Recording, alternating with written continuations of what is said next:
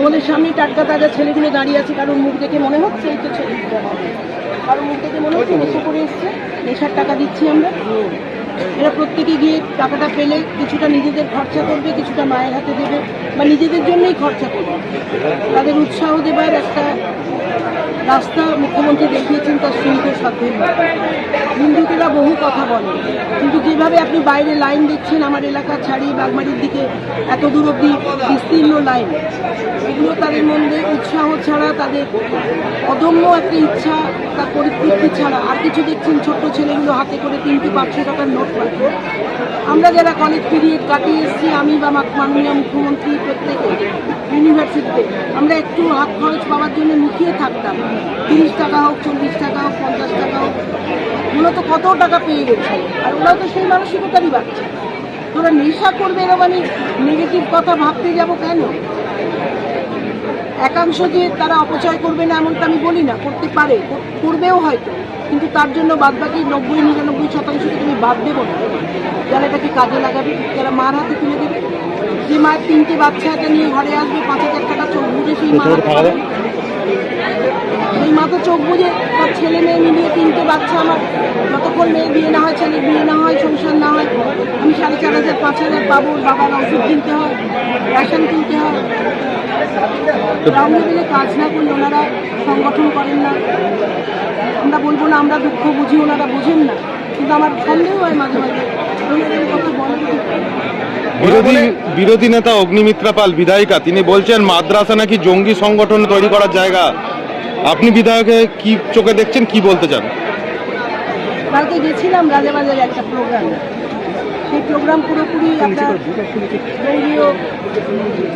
Broom কেটে দাও কেন? সাহিত্য কি মাইনরিটি ফোনটা ঢুকছে, বার করো। ওয়াদুল হক বলছিলেন এইটা গঠনই হয়েছে এবং এটা মাদ্রাসাকে পুরোপুরি কাজভাবে সাহায্য করবে। মাননীয় মুখ্যমন্ত্রীরা গঠন করেছেন সাধারণ মানুষের স্বার্থে, এখান থেকে শুধু মাইনরিটি সেল নয়, সবাই এই মঞ্চের মাধ্যমে কথা বলতে পারে। মাদ্রাসার একটা আলাদা দৃষ্টিভঙ্গি আছে পড়াশোনার থেকে। এবার কে কোথায় জঙ্গি সংগঠন করবে, তাহলে আমার সামনে মুরারিপুকুর, তার বাচ্চারা এসে জানিয়েছে সেই মুরারিপুকুর বিখ্যাত ছিল বোম তৈরির জায়গা হিসাবে। সেখানে 1938 সাল থেকে নানাবিধ জঙ্গি সংগঠন আসতো না, বিপ্লবী সংগঠন, তারা শরীর চর্চা করতেন, তারা বোমা বাঁধা শিখতেন। মুরারিপুকুরের যে পুকুরটা সংস্কার করবার জন্য আমি কালকে 50 লাখ টাকা দিয়েছি, তার ভেতর দিয়ে রাস্তা, ব্রিটিশরা ধাওয়া করলে পালিয়ে গিয়ে ট্রেনে উঠবে। সংগঠন তারাও করতে, উনি ঘুরিয়ে ফেলছে। আমাদের ছেলেরা তৈরি, তারা তাদের নিজেদের চিন্তাভাবনা যথেষ্ট শার্প, যথেষ্ট স্মার্ট। কে কী করছে না করছে, কোনটা আমরা ভুল করছি, তারা বিচক্ষণ সঙ্গে বিচার করবে। এটা নিয়ে অগ্নিমিত্রা যত কম মাথা ঘামাবেন তত। আজকে যে এই যে প্রকল্পটা চালু হয়েছে, তা নিয়ে মানুষজনকে কি বার্তা দেবে? আবশ্যিকভাবে একটা উদ্দীপনাময় মুহূর্ত। মুখ্যমন্ত্রীর একটা ভেরি বোল্ড স্টেপ। আমাদের সীমিত ভাণ্ডার, কিন্তু আমরা ধীরে ধীরে অন্যদিকে রেভিনিউ জমি ঋণের পরিশোধ করতে করতে আপনারা কেন্দ্রীয় বাজেট দেখলে আপনারা বুঝতে পারবেন আমাদের আমরা আস্তে আস্তে আমার ভিডিও তো বুম থাকবে না, বোঝাটা আমরা কমাবার চেষ্টা করছি। ওরা বলছে আমরা আরও ঋণ নিয়ে আমাদের করতে হবে, আরও ঋণ নেব। ওরা ভালো করে দেখুক স্ট্যাটিস্টিক্সটা, যে আমরা ঋণ যা ছিল তার থেকে কমে চলেছে, তাহলে আমরা ক্রমশ মেটাচ্ছি। এবার কোন অ্যাকাউন্ট থেকে কী নিয়ে কেমন করে মুখ্যমন্ত্রী করছেন সেটা কমপ্লিটলি তার ব্যাপার। যিনি দেবেন এবং দেবেন বলে হাত গুটিয়ে নিচ্ছে না। লক্ষ্মীর ভাণ্ডার চালু হয়েছিল, 2 কোটির উপর মেয়ে পেয়ে আরও মেয়েরা বেরিয়ে আসছে, আমরা কখন লাইন কিন্তু ক্ষমতা থাকে মুখোমুখি হোক না।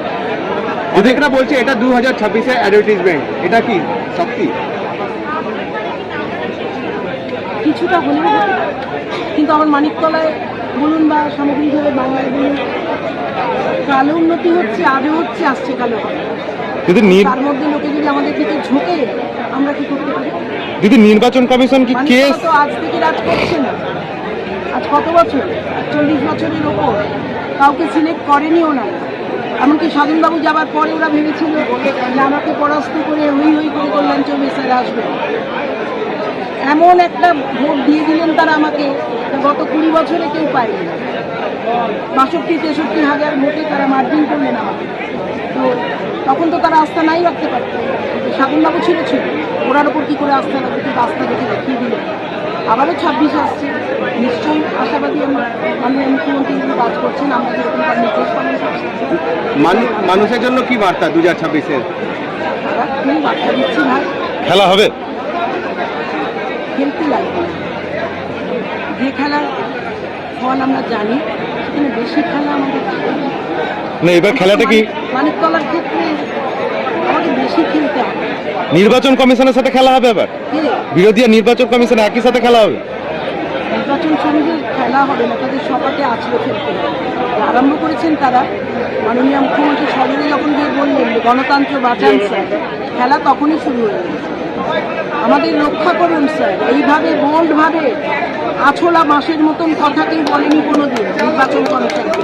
আমাদের বাঁচান, আমাদের রক্ষা করুন, আমাদের গণতন্ত্রকে বাঁচান। আমাদের নাম কেটে দেওয়া হচ্ছে, আমার বৈধ ভোটারকে অবৈধ বলে বলা হচ্ছে। আমার চোখের সামনে 181 জন ডাক্তার বসে আছেন, তাদের দেখালো পুরো ডেড লিস্ট। হয় নাকি? এইভাবে কি জোর করে কিছু দখল করা যায়? এটা বাংলা। ভুল ত্রুটি আছে, বারবারই বলবো, অনেক দিক থেকে আমাদের রেক্টিফিকেশনের দরকার, কিন্তু আদর করে আন্তরিকতা দিয়ে যে মানুষগুলোকে আগলে রেখেছেন মাননীয় মুখ্যমন্ত্রী, আমরা চেষ্টা করছি আমার এলাকাতেও সেই একই ব্যাকরণ বজায় রাখতে।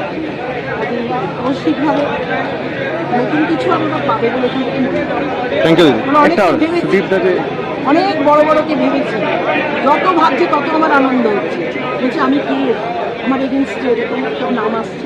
আজকে সাংসদ সুদীপ দা একটা বক্তব্য দিয়েছে কি বিরোধীরা 30 সিটের উপরে সিট পাবেন না, আপনি কি বলবেন? আমি সেটা বলছি, তোমার যখনই বলা যাচ্ছে আমি আগে থেকে কিছু যদি ভালো কাজ করি মানুষ তার জবাব দেবেন, যদি না পারি তারও জবাব দেবেন, যদি মাঝারি ভালোবাসেন সেইভাবেই দেবেন, যদি ভালোই না বাসেন সেইভাবে দেবেন।